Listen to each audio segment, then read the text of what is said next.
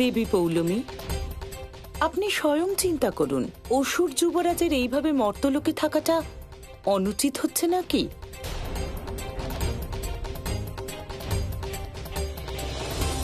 ঠিক আছে, আপনারা সবাই যখন বলছেন তখন এক্ষুনি আমি আমার ভ্রাতাশ্রীকে আদেশ দিচ্ছি।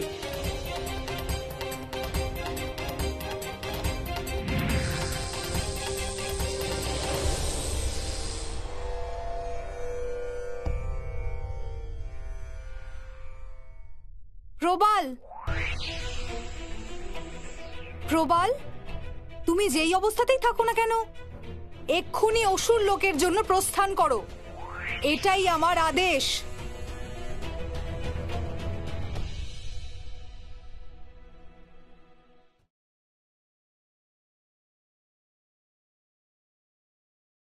সন্তোষী দেবী,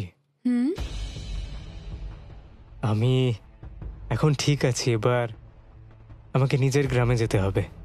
অনুমতি দিন আমায়। তোমার কি মাথাটা খারাপ হয়ে গেছে? তুমি এখান থেকে উঠে নিজের ঘরে যেতে পারছো না, এই অবস্থায় তুমি গ্রামে যাবে? সুস্থ না হওয়া পর্যন্ত আমি তোমাকে কোথাও যেতে দেব না। আমিও তো কোথাও যেতে চাই না, কিন্তু বোনের আদেশের বিরুদ্ধে গিয়ে আমি কিছুই করতে পারবো না।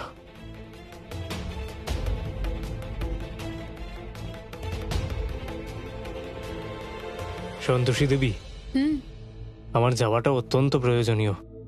আমার বোন ওখানে আমার জন্য অপেক্ষা করছেন। দয়া করে আমায় অনুমতি দিন। প্রবাল, ডাক্তারবাবু তোমাকে বিশ্রাম করতে বলেছেন। তুমি নিজেই ভাবো না এই অবস্থায় তুমি কি করে যাবে। আচ্ছা, একটা কাজ করো, তুমি তোমার বাড়ির লোকের নাম্বার আমাকে দাও, আমি তোমাকে ওদের সাথে কথা বলিয়ে দিচ্ছি।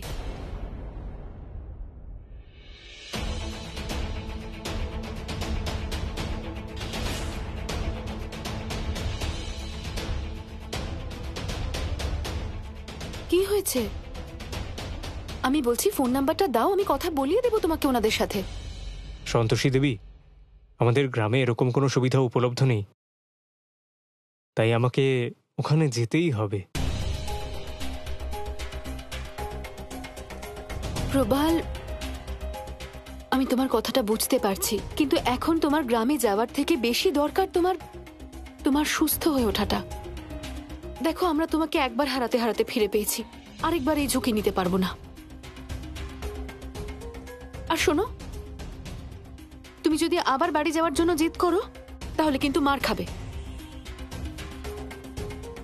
এখন খিচুড়িটা খেয়ে নাও, আমি ওষুধ দিচ্ছি।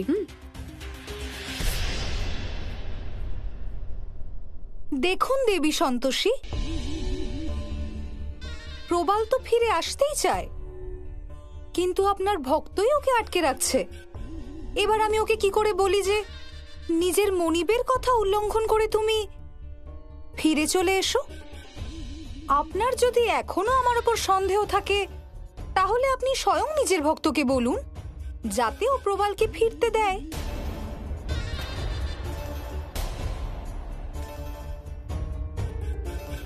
প্রবাল, তুমি সকাল থেকে কিচ্ছু খাওনি। বলছি না আগে খিচুড়িটা খেয়ে নাও, তারপর ওষুধ খেতে হবে তো। কি হলো, এত টেনসড কেন দেখাচ্ছে? খুব ব্যথা হচ্ছে নাকি? না না, ব্যথা ট্যাথা করছে না, আর ও এখন নিজের ব্যথা নিয়ে চিন্তা করছেও না। গ্রামে ফিরতে পারছে না সেই নিয়ে চিন্তা করছে। আপনি বলুন না, ডাক্তারবাবু যতদিন না না বলছেন এই অবস্থায় কি করে পাঠাবো ওকে? সন্তোষ একদম ঠিক বলছে। যতদিন তুমি পুরোপুরি সুস্থ না হচ্ছ আমরা কোনো রিস্ক নিতে পারবো না। ওকে ওষুধ দাও। খাবার খেয়েছো তুমি? দেবী সন্তোষী, দেবী পৌলমী ঠিকই বলছেন। অসুর যুবরাজ মর্তলোক থেকে ফেরার জন্য প্রস্তুত, কিন্তু উনি ওনার শিষ্টাচার ভুলতে পারেন না।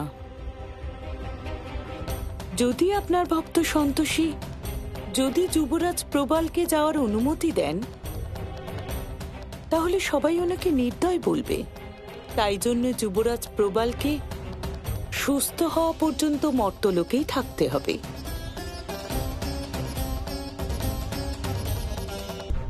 দেবী সন্তোষী, আপনাকে খুবই চিন্তিত দেখাচ্ছে। চিন্তা করবেন না, সূর্যাস্তের পূর্বেই আমি প্রবালকে ফিরে আসার জন্য নির্দেশ দেব। আর হ্যাঁ, আমি ওকে এটাও বলবো যে ও যেন ওর প্রভুর কাছে কোনো একটা অজুহাত দিয়ে বেরিয়ে আসে।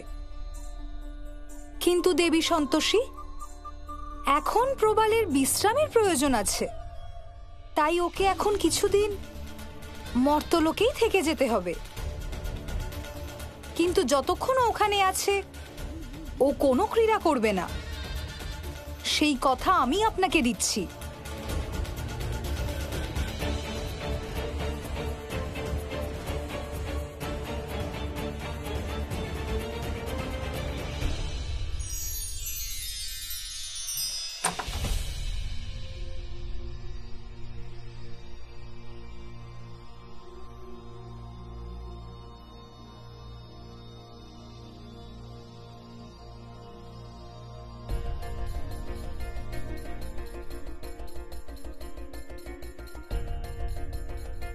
এবার তুমি এখানে বিশ্রাম করো, আর কোনো কিছুর দরকার পড়লে আমাকে ডেকো।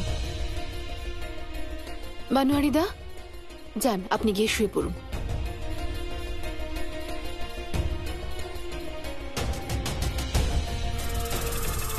তুমি তোমার বাড়ির লোকেদের নিয়ে এত চিন্তা করো না প্রবাল। আমি মায়ের কাছে প্রার্থনা করব যাতে তোমার গ্রামে সব ঠিক থাকে। আর এরকম মুখ ভার করে থেকো না। একবার একটু হাঁটাচলা করতে শুরু করলে আমি নিজে তোমাকে তোমার গ্রামে পৌঁছে দেব। চলো এবার ঘুমিয়ে পড়ো তো।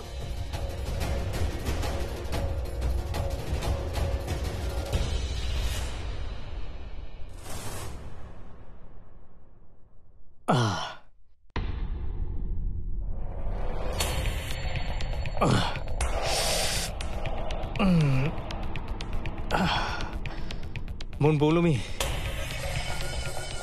আমি এই অবস্থায় কি করে ওখানে যাব তুমিই বলো।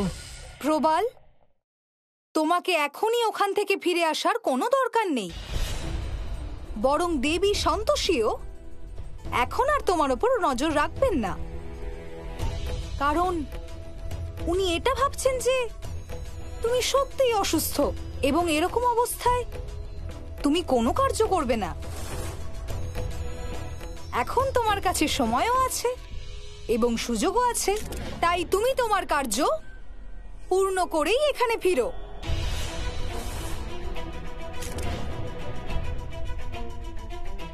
কিন্তু যতক্ষণ তুমি সন্তোষীকে মৃত্যু না দেবে, তোমার এই অসুস্থতার ষড়যন্ত্র কারো সম্মুখে প্রকাশ করতে দিও না। তোমাকে কখন ওর প্রাণ কিভাবে নিতে হবে সেটা আমি তোমাকে খুব শীঘ্রই বলবো। যথাজ্ঞা বোন।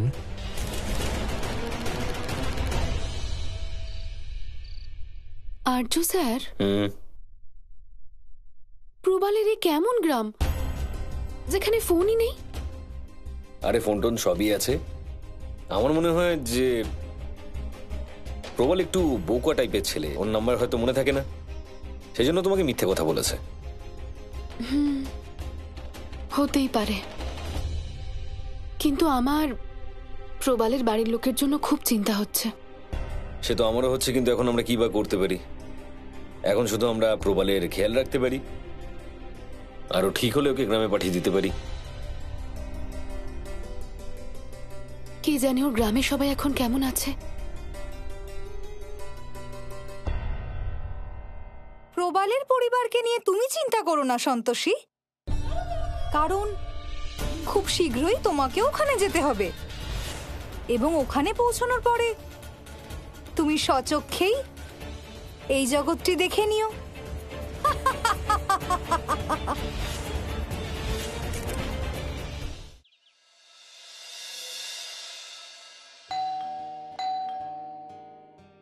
পুষ্পা, একটু দেখো তো কে এসেছে। পুষ্পা কাজ করছে, আমি দেখছি। আরে খেয়ে তো নাও। এসে খাচ্ছি।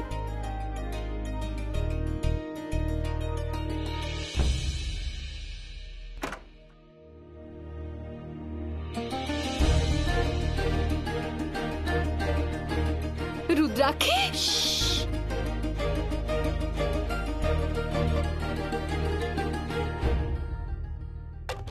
আসার আগে ফোন করোনি কেন আমায়? আসলে আমি সারপ্রাইজ দিতে চেয়েছিলাম। মা, উনি আমার স্পোর্টস টিচার। নমস্কার।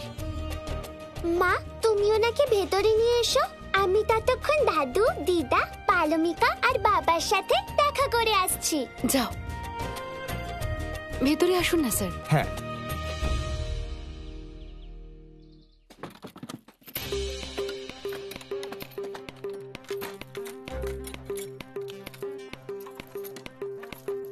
আরে দাঁড়াও দাদা, এই তালাটা খুললে তোমার মাথা ভেঙে দেবো বলে দিলাম আমি। সরো এখান থেকে, সরো। কাউকে ভয় পাওয়ার কোনো দরকার নেই, আপনি খুলুন তো, আমিও দেখছি কে আটকায় আপনাকে। এই ইঁদুরমুখী মানুষ, হ্যাঁ কেন নিজের বিপদ নিজেই ডেকে আনছো? ওঠো, নাহলে খুব খারাপ হয়ে যাবে। ওঠাও। ম্যাডাম, আপনার তালা খোলার চক্করে আমি নিজের প্রাণ দিতে চাই না। আমি চললাম।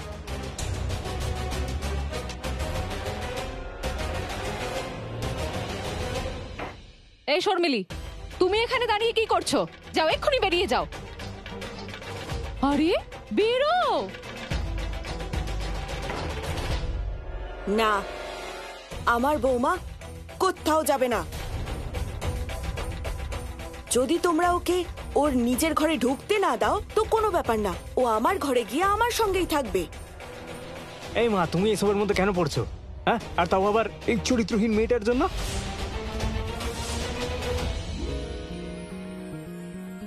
পালমিকা, সারপ্রাইজ! ওয়াও, রুদ্রাক্ষী। আরে আরে আমার সোনা এসে গেছে। আরে বাবা, কে এসেছে দেখো। বাহ, আমার সোনাটা।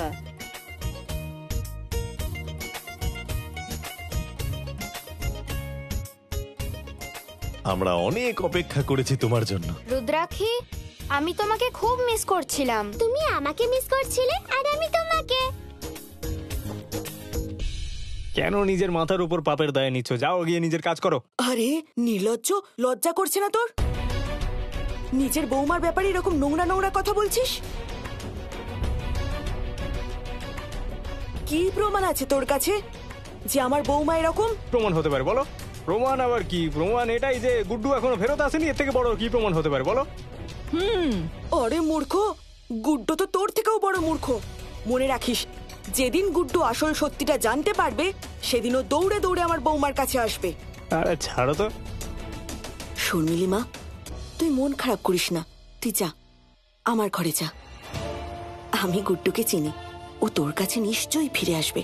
যা মা, আমার ঘরে তুই যা, আমি এদের মাথা একটু ঠিক করে আসছি।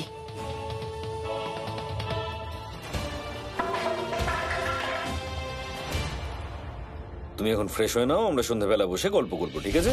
যাও। সন্ধেবেলায় তো তখনই কথা হবে যখন আপনার মেয়ে বাড়িতে থাকবে। কি প্ল্যান করে এসেছে একবার জিজ্ঞাসা করুন তো। আসলে আজ সন্ধেবেলাতেই ওকে দিল্লির উদ্দেশ্যে বেরোতে হবে। ন্যাশনাল স্পোর্টস একাডেমিতেও সিলেক্টেড হয়েছে, আর সব বাচ্চাদের মধ্যে সেকেন্ড পজিশন পেয়েছে। হ্যাঁ, সেসব তো ঠিক আছে, কিন্তু আজ সন্ধেবেলায় এরকম হঠাৎ কি করে পাঠাই মেয়েটাকে? এই তো এলো। যদি 3-4 দিন পরে যায় তাহলে কি খুব প্রবলেম হয়ে যাবে? দেখুন, ওখানকার রুল খুব স্ট্রিক্ট। ও যদি কালকে জয়েন না করে ওরা ওকে আর নেবেই না। হ্যাঁ ঠিক আছে, নিতে হবে না, কিন্তু আমি হুট করে আমার মেয়েটাকে কোথাও পাঠাতে পারবো না। ওর যা শেখার এখানে থেকেই শিখবে। দেখুন ম্যাডাম, আপনার কথা আমি বুঝতে পারছি, কিন্তু এটা একটা খুব বড় সুযোগ। এটা যদি আমরা হাতছাড়া করি খুব বড় বোকামি হবে। আপনারা যদি ওকে পাঠাতে রাজি থাকেন, এই ফর্মটায় সই করে দিন। আমি বললাম তো আমরা কোনো কিছুতে সাইন করতে চাই না, কারণ আমি তো মেয়েটাকে পাঠাতেই চাই না। ওকে এত দূরে পাঠাতে পারবো না আমি।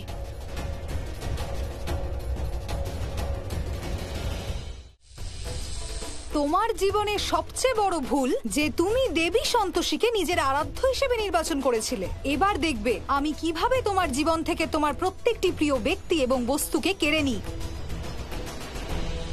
দেখো সন্তোষ, আমি বুঝতে পারছি, কিন্তু স্যার যা বলছেন ঠিকই বলছেন। অ্যাকচুয়ালি এই যে সুযোগটা আছে, এতে রুদ্রাক্ষীরই ভালো হবে। ওর পুরো লাইফ চেঞ্জ হয়ে যাবে। কি লাইফ চেঞ্জ হবে? ও এখন কত ছোট।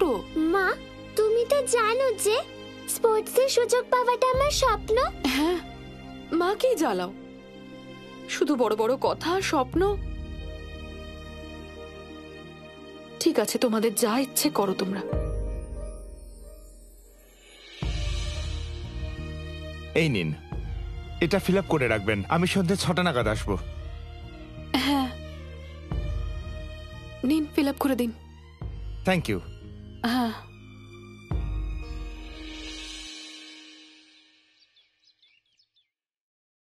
হে মা, আমি এমন কোনো কাজ করিনি যার জন্য আমায় লজ্জিত হতে হয়, কিন্তু আমি কিচ্ছু বুঝতে পারছি না কি করব। মা, শুধুমাত্র আপনি আমায় সাহায্য করতে পারবেন। আমায় পথ দেখান মা। মা, আপনার এই ভক্তের জীবনে তো অদ্ভুত সমস্যা এসেছে।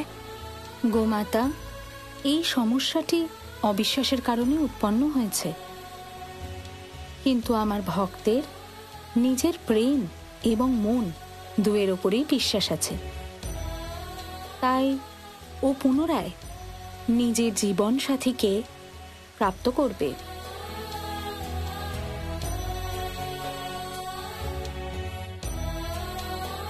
ব্যাস, আমি আর চোখের জল ফেলে নিজেকে দুর্বল প্রমাণ করব না। যদি আমি সত্যিই গুড্ডুকে ভালোবেসে থাকি, ও নিশ্চয়ই আমার কাছে ফিরে আসবে। এর মধ্যে আমি তোমার জন্য টিফিন রেখে দিয়েছি, খেয়ে নিও সময় করে। আর শোনো, ওখানে সময় মতো ঘুমিয়ে পড়ো আর টাইম মতন খেয়ে নিও। ওখানে আমি থাকবো না মানে এটা কিন্তু নয় যে নিজের খেয়াল রাখবে না। হ্যাঁ মা। আর মা, আমার একটা কথা মনে রেখো, কখনো অন্যদের হারানোর জন্য খেলবে না, খেলবে নিজের স্বপ্ন পূরণের জন্য। আর দেখবে সেক্ষেত্রে তোমারই জয় হবে সবসময়। তোমার দাদু একদম ঠিক বলেছে, তুমি জিতবে যখন নিজের জন্য খেলবে। হ্যাঁ দাদু দিদা, তোমাদের এই কথাগুলো আমি সব সময় মনে রাখবো। রুদ্রাক্ষী, আমার এই ডলটা তোমার খুব পছন্দের, তাই না? নাও, এটা নিয়ে যাও। Thank you Palmika. একে দেখে আমি তোমাকে খুব মিস করব। আমিও তোমাকে খুব মিস করব।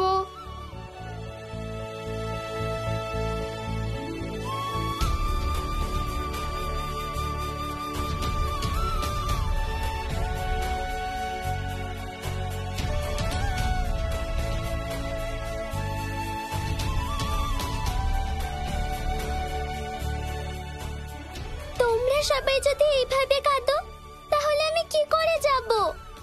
রুদ্রাক্ষীর ভবিষ্যতের জন্য আমাকে নিজেকে শক্ত করতেই হবে। একদম ঠিক বলেছে আমার মেয়ে। আর কেউ কাঁদবে না, হ্যাঁ? আমরা হাসি মুখে আমার মেয়েকে বিদায় জানাবো।